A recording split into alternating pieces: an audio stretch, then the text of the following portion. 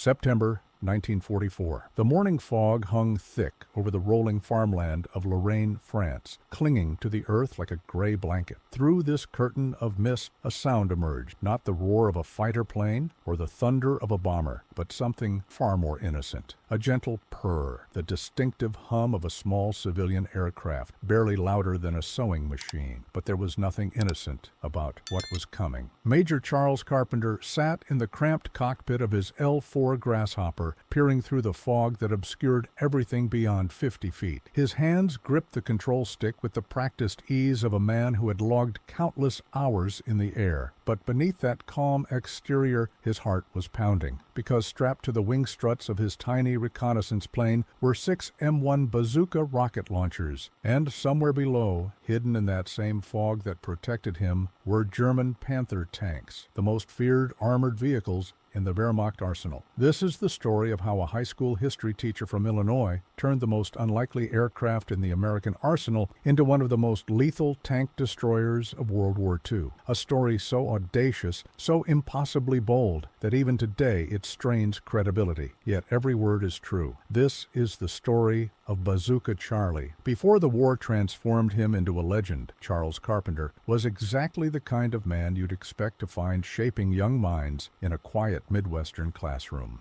Born in rural Illinois in 1912, he grew up during an era when America still moved at a slower pace. His childhood was marked by the simplicity of farm life and the harsh realities of the Great Depression, which stripped his family of their land and forced them to start over. But hardship bred resilience. Carpenter earned scholarships to the Roosevelt Military Academy and later Centre College in Kentucky, where he distinguished himself not through aggression or martial prowess, but through intelligence and dedication. By the time he graduated, he had found his calling as an educator. He took a position teaching history at Moline High School in Illinois, where he married his wife Elda and started a family. His daughter Carol would later describe her father as thoughtful, methodical, and deeply committed to building character in young people. In the summers, Carpenter ran a boys' camp in the Ozarks, teaching outdoor skills and the kind of old-fashioned values that seemed increasingly precious as storm clouds gathered over Europe. He was, by all accounts, a gentle man, the kind of person who believed in teaching through example and patience. But beneath that mild-mannered exterior lay something else, something that wouldn't fully reveal itself until the fires of war brought it to the surface. Charles Carpenter possessed a warrior's heart, and when his country called, he would answer with a ferocity that shocked friends, terrified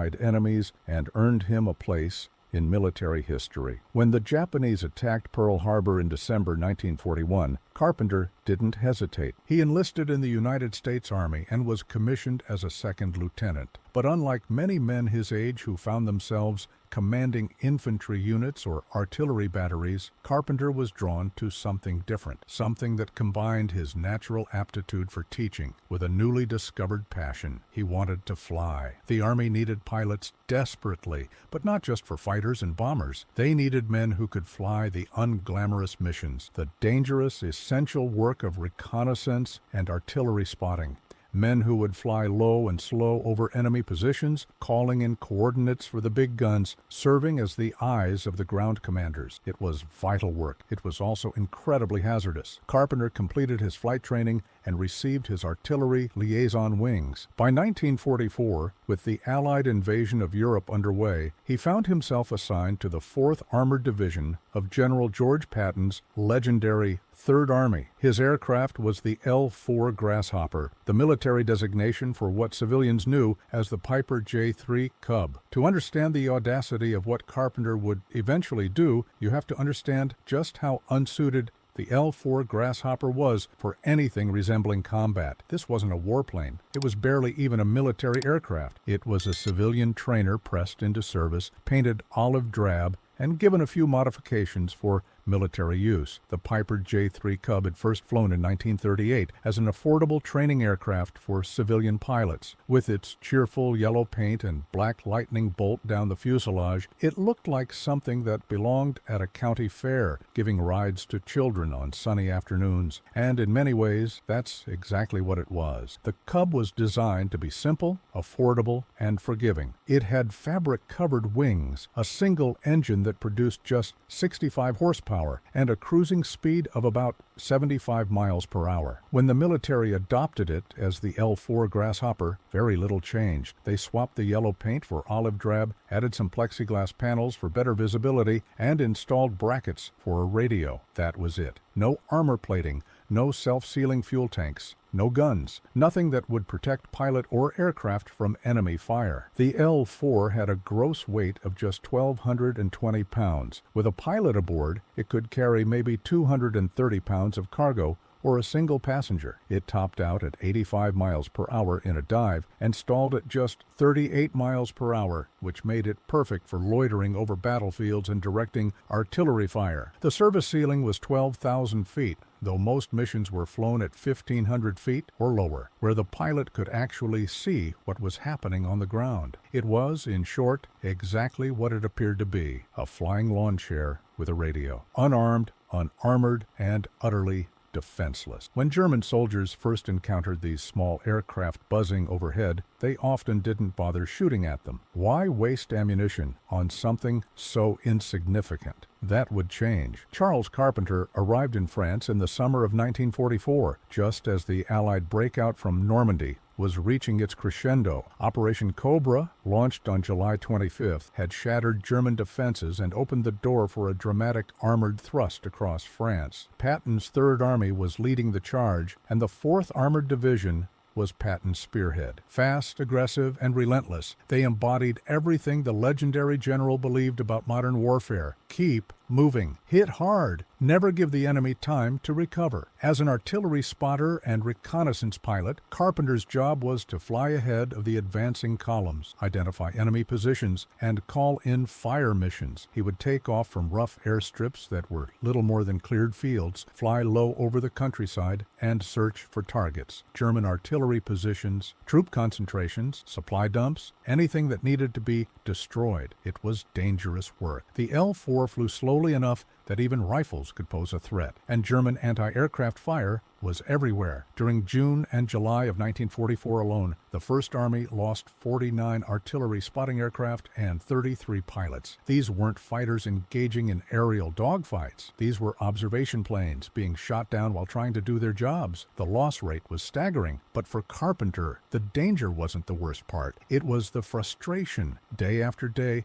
he would spot German tanks moving into position. He would radio their coordinates back to friendly artillery units and wait while the big guns adjusted their fire. Sometimes it worked, sometimes it didn't. But there was always a delay, always time for the enemy to move or take cover. And Carpenter would watch it all from above, circling in his unarmed Grasshopper, unable to do anything but observe as the deadly chess game played out below. He wanted to do more. He wanted to fight. The idea didn't originate with Carpenter. In war, innovation often spreads through informal networks of soldiers sharing stories and ideas. And in the summer of 1944, rumors were circulating among the L-4 pilots. Someone had figured out how to mount weapons on their aircraft, not machine guns, which would have been useless against German armor, but something far more effective: bazookas. The M1 bazooka was one of the most important infantry weapons of World War II. Officially designated the M1 rocket launcher, it was a simple tube that fired a rocket-propelled anti-tank grenade. The name came from a musical instrument played by comedian Bob Burns, which the launcher resembled. It was effective, portable, and relatively easy to use. A single infantryman with a bazooka could disable or destroy a tank, provided he could get close enough and hit a vulnerable spot. But getting close enough was the problem. Tanks had machine guns, supporting infantry, and all the advantages of armor and firepower. Getting within effective range of a German Panther or Tiger meant exposing yourself to lethal return fire. Many brave soldiers paid with their lives attempting to do just that. But what if you could attack from above? What if you could dive on a tank from an angle where its thick frontal armor meant nothing? where the thinner top plates were exposed. Some enterprising L-4 pilots, including Lieutenants Harley Merrick and Roy Carson, had already begun experimenting with mounting bazookas on their aircraft. They had scored kills on German trucks and light vehicles. When word reached Carpenter, something clicked. This was it. This was how he could turn his observation aircraft into a weapon. With the help of an ordnance technician and his crew chief, Carpenter began modifying his Grasshopper. First, they mounted two M1A1 bazookas, one on each wing strut. The installation was ingenious in its simplicity. The bazookas were clamped to the metal struts that supported the fabric wings, angled slightly downward to compensate for the arcs of the rocket's flight. Electrical wiring ran from each launcher into the cockpit, where switches allowed Carpenter to fire them individually or together. Each bazooka tube could hold a single rocket-propelled grenade. The standard round could penetrate up to 3 inches of armor plating. That doesn't sound like much when you consider that the frontal armor on a German Panther was nearly 5 inches thick. But armor thickness varied depending on location. The top of a tank, where designers expected threats to come from artillery rather than direct fire, was much thinner. Hit a tank from above on the engine deck or turret roof, and 3 inches of penetration was more than enough to cause catastrophic damage. 2 bazookas were just the beginning. Carpenter quickly decided that if 2 were good, more would be better. Working with his ground crew, he added 4 more launchers, bringing the total to 6, 3 on each wing, mounted in parallel. Now his little Grasshopper bristled with firepower that would make even a fighter pilot envious. The weight was significant. 6 bazooka tubes plus 6 rockets added considerable mass to an aircraft that was already operating near its design limits. The L-4 flew noticeably slower with all that ordnance attached. Its already limited maneuverability was further reduced, and the additional drag meant shorter flight times and even lower top speeds. But Carpenter didn't care about specifications. He cared about results. He christened his modified Grasshopper with a name that perfectly captured both the spirit of the times and his own sense of purpose: Rosie the Rocketer. It was a play on Rosie the Riveter, the cultural icon representing the women who had flooded into factories and shipyards to support the war effort.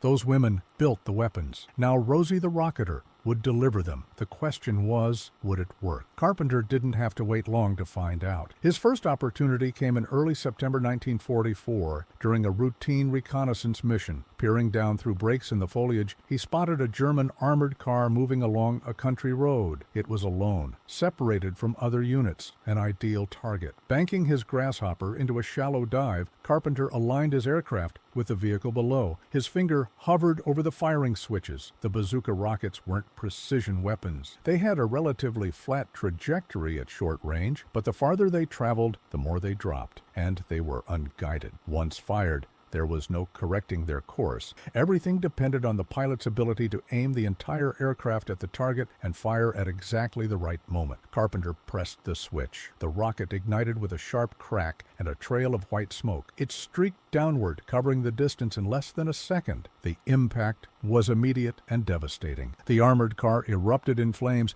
its thin armor no match for the shaped charge warhead.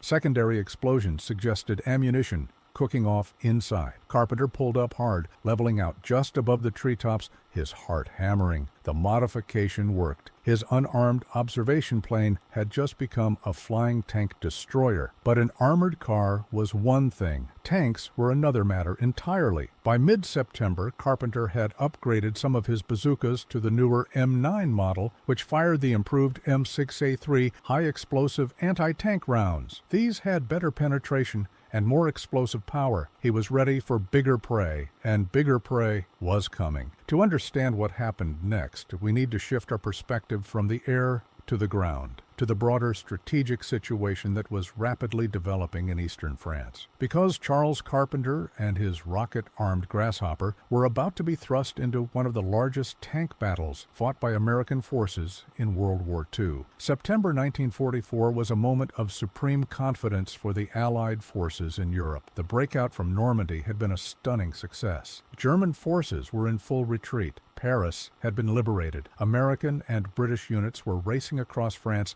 with minimal opposition. The border with Germany itself seemed within reach. Some optimistic planners believed the war might be over by Christmas. General George Patton's Third Army embodied this aggressive spirit. His 4th Armored Division had advanced farther and faster than almost any other American unit. By mid-September, they had reached the region of Lorraine in eastern France, near the ancient city of Nancy. They had established a bridgehead across the Moselle River and were preparing to continue their drive toward the German border and the formidable Siegfried Line fortifications beyond. But the Germans weren't finished, not by a long shot. Adolf Hitler, watching his forces being pushed steadily backward, demanded a counteroffensive. He ordered the 5th Panzer Army to strike at Patton's exposed spearhead, recapture the city of Lunéville, and collapse the American bridgehead across the Moselle. If successful, it would not only halt the American advance, but potentially encircle and destroy significant portions of the Third Army. The 5th Panzer Army assembled a formidable force. On paper, they fielded 262 armored fighting vehicles. This included 182 tanks, 75 Panzerfäuse, and 107 of the feared Panther tanks, plus 80 self-propelled assault guns. The force consisted of 2 Panzer Corps headquarters, the veteran 11th Panzer Division, and 2 newly formed Panzer brigades, the 111th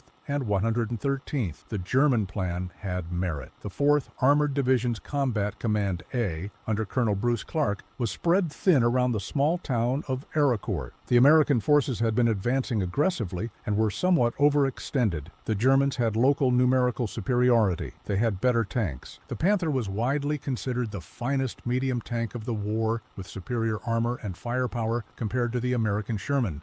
On paper, this should have been a decisive German victory, but war isn't fought on paper. The German attack began on the morning of September 18, 1944. The 111th Panzer Brigade struck at Lunéville, attempting to overwhelm the American defenders with weight and speed, but the attack was poorly coordinated. The newly formed brigade had virtually no combat experience. Many of the tank crews were fresh from training schools, and crucially, German intelligence about American positions was incomplete and often wrong. The American defenders, though outnumbered, fought with the skill and tenacity that had made them legends in Patton's army. They beat back the initial assault, destroying 24 German armored vehicles in sharp fighting. The Americans expected this to be a local counterattack, a spoiling action rather than the opening move of a major offensive. But throughout the night of September 18th to 19th, reports continued to come in. More German units were moving. This wasn't a raid, this was something bigger. September 19th dawned with terrible weather. Thick fog blanketed the countryside, reducing visibility to less than 50 yards in many places. The fog was a double-edged sword. It protected German forces from American air superiority. The 19th Tactical Air Command, which had been devastating against German armor in good weather, was grounded. But the fog also prevented effective German reconnaissance and coordination. Their attacks, instead of being concentrated and overwhelming, came in piecemeal fashion. The 5th Panzer Army bypassed Lunéville and moved north toward Ericourt, where Combat Command A had established defensive positions. The Americans held advantageous terrain, occupying the high ground and concealing their positions expertly. They employed a tactic that would prove devastatingly effective against the superior German armor. They would remain hidden until German tanks closed to point-blank range, then open fire. By the time the Germans realized they were under attack, it was often too late. But on the morning of September 20th, things looked dire from the American perspective. German Panther tanks were advancing directly towards CCA headquarters. Several support units were pinned down or in danger of being overrun. The fog made coordination difficult. Artillery support was limited because observers couldn't see their targets, and critically, air support remained grounded. Major Charles Carpenter sat in his Grasshopper at a makeshift airfield, listening to the radio chatter. He could hear the tension in the voices of the ground commanders. They needed help, and he had 6 rockets waiting to be fired. The weather was technically below minimums for flying. Regulations said to stay on the ground, but regulations were written by people who weren't listening to their friends dying on the radio. Carpenter made his decision. He was going up. The takeoff was harrowing. The L-4 needed only a short runway under normal circumstances, but loaded with rockets and fuel, and with visibility measured in feet rather than miles, every moment felt like flying blind. The little Grasshopper clawed its way into the gray soup, the engine's 65 horses laboring to gain altitude. At 1,500 feet, Carpenter broke through the top of the fog layer into brilliant sunshine, but below, the world was hidden. He could see nothing, no landmarks, no targets, just an endless sea of gray. He descended back into the murk, dropping lower and lower, until he was skimming just above the fog itself, searching for any break, any gap that would let him see the ground. Minutes stretched into what felt like hours. Fuel was burning, time was running out. Then around noon the fog began to lift, not completely, but enough. Patches of ground became visible, fields, roads, and tanks. German tanks, a company of Panthers, their distinctive sloped armor unmistakable even from above, advancing in column toward Ericourt. This was it. This was what he had been waiting for. Carpenter pushed the control stick forward, dropping the nose of the Grasshopper into a shallow dive. The airspeed built, 60 miles per hour, 70, 80. The tanks grew larger. He could see their turrets traversing, searching for threats, but they were looking for ground targets. Shermans, tank destroyers, not a tiny observation plane diving from above. At 300 feet, the Germans spotted him. Muzzle flashes sparkled from machine guns. Tracer rounds stitched the air around the Grasshopper. The fabric wings shuddered as bullets punched through them, but Carpenter held his dive, lining up on the lead tank. 200 feet, 150. The Panther filled his vision, the details suddenly sharp. He could see the commander in the open hatch pointing up at him, the hull machine gun swiveling toward him. He squeezed the firing switch. One bazooka fired, then another. White smoke trails streaked down. The first rocket struck the Panther's engine deck with a flash of orange flame. The second hit the turret roof. Both penetrated. The tank shuddered to a halt, smoke beginning to pour from the hatches. Carpenter hauled back on the stick, pulling up hard, feeling the G-forces press him into his seat. The ground fell away. More machine gun fire chased him, but he was climbing, turning, getting away. His hands were shaking. His mouth was dry, but the tank was stopped. Disabled or destroyed, he couldn't be sure, but it wasn't moving. He had just become the first pilot to destroy a German tank with an aircraft that weighed less than the tank's main gun. But he wasn't done, not even close. He turned back toward his airfield, his 4 remaining rockets unfired. He would need to reload and rearm, because there were more tanks down there, and this battle was just beginning. By the time Carpenter landed, refueled, and loaded 6 fresh rockets, reports were flooding in. The German attack was intensifying. More Panthers were probing the American defenses. They needed every weapon they could bring to bear. Carpenter took off again, climbing back into the uncertain sky. His second sortie of the day was even more intense than the first. He found another column of German armor and repeated his shallow dive attack. This time, the Germans were ready for him.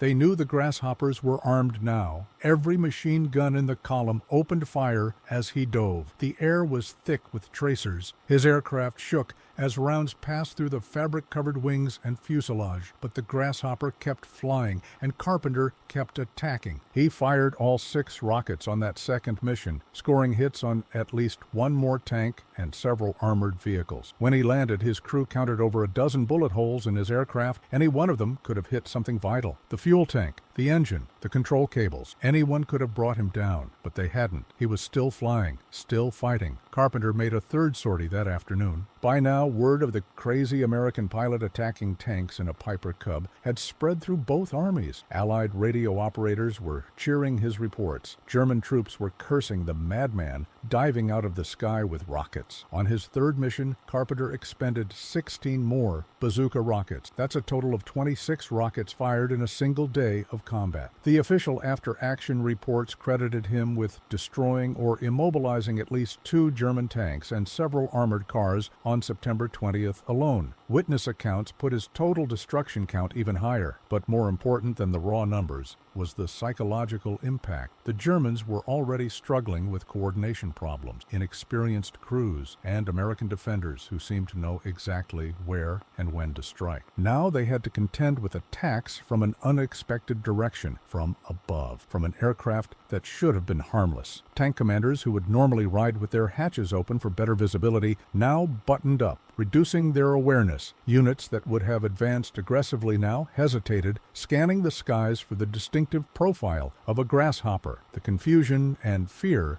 were palpable. One German commander was later captured and asked about the American air attacks. He said the word had gone out to watch for Cubs with bazookas. Previously, they had ignored the small observation planes as harmless. Now they were shooting at everyone they saw, wasting ammunition and revealing their positions in the process. Major Charles Carpenter had become Bazooka Charlie. The Battle of Aricourt continued for 11 days, from September 18th through September 29th. It would become the largest tank battle fought by American forces in Europe until the Battle of the Bulge 3 months later.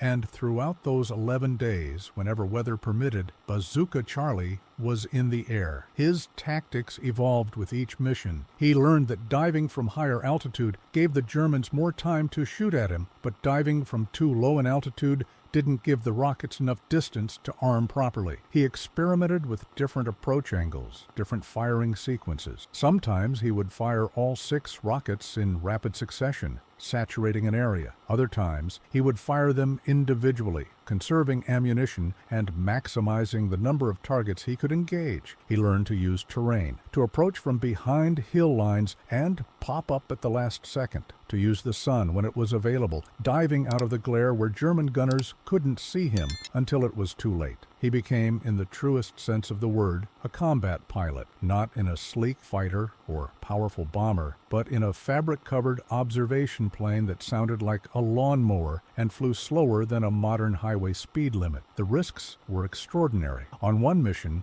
Carpenter's engine was hit by machine gun fire. The round punched through the engine cowling, but miraculously missed any critical components. On another occasion, a bullet severed his radio antenna, cutting off his communication with ground forces mid-mission. He continued the attack anyway, relying on his own eyes and judgment. Perhaps the most remarkable incident came when Carpenter spotted a disabled German tank column and decided to land near it to assess the damage personally. It was an incredibly bold, arguably reckless decision. He set his grasshopper down in a nearby field, grabbed a discarded rifle he found lying nearby, and walked toward the still burning vehicles. There he encountered 6 German soldiers, dazed and disorganized. Using the rifle he'd picked up, Carpenter captured all 6 and marched them back to his aircraft. He couldn't fly them out. The Grasshopper could barely carry 1 passenger, let alone 7 people. So he held them at gunpoint until friendly ground forces arrived. A history teacher from Illinois had just captured enemy soldiers on foot, using a found weapon after attacking their tanks from the air in an unarmed observation plane. If someone had written it as fiction, it would have been rejected as too unbelievable. By the time the Battle of Aricourt concluded on September 29th,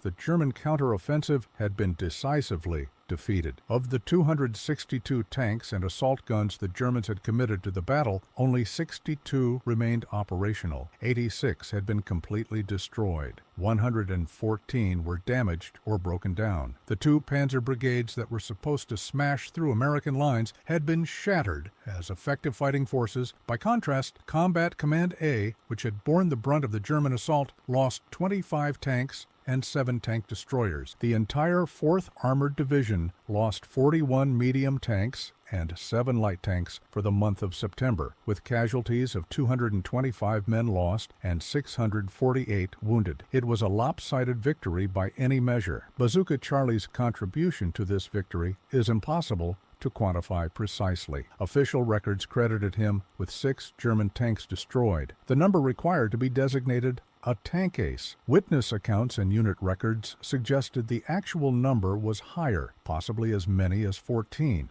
But even if we take the conservative official count, 6 tanks represented a significant percentage of the German losses. More importantly, his actions had effects far beyond the physical destruction he caused, the confusion and disruption, the psychological impact of being attacked from an unexpected quarter, the diversion of German attention and firepower. These intangible factors contributed to the overall American victory in ways that no after-action report could fully capture. The press, always hungry for stories of American ingenuity and heroism, seized on Carpenter's exploits. His story appeared in Stars and Stripes, the military newspaper read by troops throughout the European theater. The Associated Press picked it up. Soon it was in the New York Sun, Popular Science, Liberty Magazine, and newspapers across America. The country was hungry for heroes, and Bazooka Charlie delivered. Photographs of his rocket-armed grasshopper appeared everywhere. Rosie the Rocketer became almost as famous as the Memphis Belle or other celebrated American aircraft. The image of a tiny fabric-covered plane bristling with bazooka launchers captured the American spirit, resourcefulness, boldness, the willingness to try the impossible. Carpenter himself seemed to be mused by the attention. In interviews, he was modest and matter-of-fact about what he was doing. He told one reporter that his idea of fighting a war was to attack,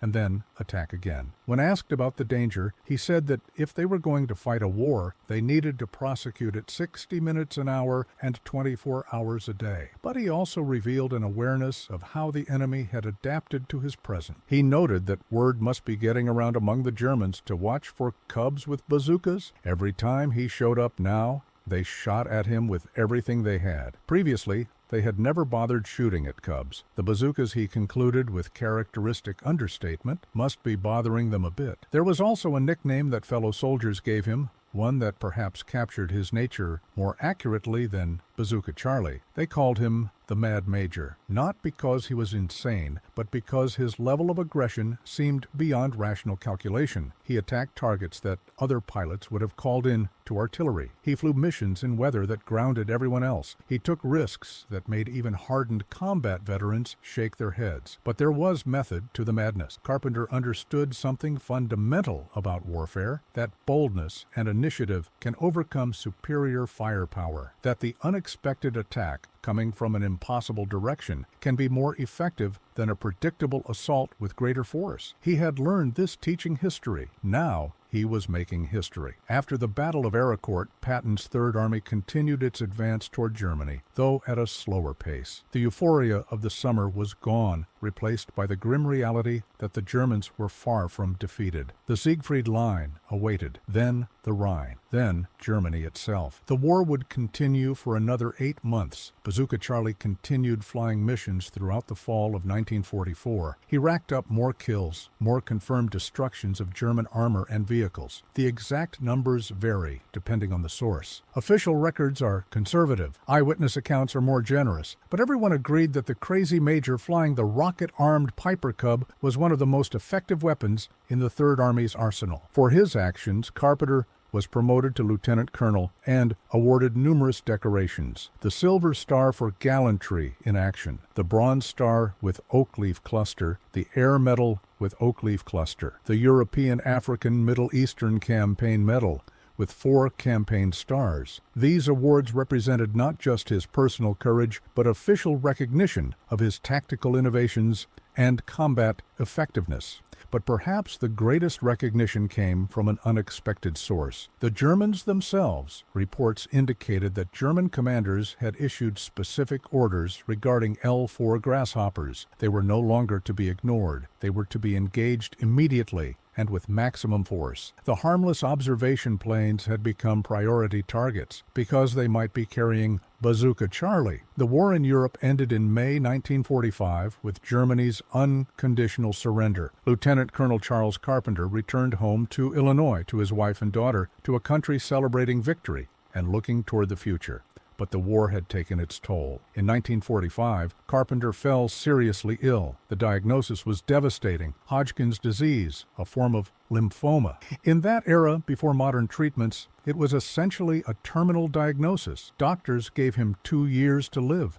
He received an honorable discharge from the Army in 1946 and returned to teaching, back to Urbana High School, where he had taught before the war, back to shaping young minds and building character. If his students knew about his wartime exploits, about the tanks he had destroyed and the lives he had saved, he didn't talk about it much. He was a history teacher again, the Mad Major, Bazooka Charlie, those were different people from a different time. But Charles Carpenter defied the doctor's predictions just as he had defied every expectation during the war. He lived not 2 years, but 21 more years, teaching throughout. He ran his boys' camp in the summers. He was a father and husband. He was once again the mild-mannered educator he had been before the war transformed him. He passed away in March 1966 at the age of 53. He had outlived his prognosis by nearly 2 decades, a final act of defiance against impossible odds. He was buried with military honors, a recognition of his service and sacrifice. For decades after his passing, Bazooka Charlie's story faded into the vast catalog of World War II history. There were so many stories, so many heroes, so many incredible tales that many got lost in the shuffle. The aircraft he had made famous, the rocket-armed Grasshopper, disappeared into the murky world of post-war surplus and scattered collections.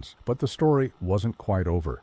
In October 2017, researchers and aviation historians made an extraordinary discovery. An L-4 Grasshopper was located at the Austrian Aviation Museum, registered as OEAAB. Initial examination suggested it might be something special. Further investigation confirmed what seemed almost impossible. This was the actual aircraft, serial number 4330426, Rosie the Rocketer herself. The discovery sparked renewed interest in Carpenter's story. The aircraft was acquired by the American Heritage Museum in Hudson, Massachusetts, where it now resides. Painstaking restoration work has brought it back to its wartime configuration, complete with replica bazooka launchers mounted on the wing struts. Today, visitors to the museum can see Rosie the Rocketer up close. They can marvel at how small it is, how fragile it appears, the fabric-covered wings, the tiny cockpit, the simple controls, and they can try to imagine the courage it must have taken to strap rockets to this little plane and dive it at German tanks while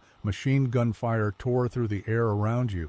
The aircraft serves as a tangible connection to an almost unbelievable chapter of history. But more than that, it represents something fundamental about the American experience in World War II. Innovation in the face of impossible odds, individual initiative, and courage making a difference. Ordinary people doing extraordinary things because the moment demanded it. Charles Carpenter was a high school history teacher who became a combat pilot. He flew an unarmed observation plane that weighed less than many modern motorcycles. He faced tanks that cost more than most American homes, and he won. His story raises questions that resonate beyond the specific details of one man's wartime service. What makes ordinary people capable of extraordinary courage? How much of heroism is innate, and how much is circumstance? If Charles Carpenter had never gone to war, would that warrior spirit have remained forever dormant, hidden beneath the gentle exterior of a small-town teacher? We can never know the answer, but we can know this. When his moment came, when history called upon him to be more than he had ever been, Charles Carpenter answered, not with hesitation or doubt, but with the kind of absolute commitment that transforms individuals into legends. The lessons of his story extend far beyond tactics or technology. Yes, he proved that unconventional weapons and innovative thinking could overcome superior firepower. Yes, he demonstrated that light aircraft could engage armor effectively if employed correctly. Military analysts studied his methods and incorporated some of his tactics into doctrine. But the deeper lesson is about human potential, about the reserves of courage and capability that exist within people, waiting to be called upon,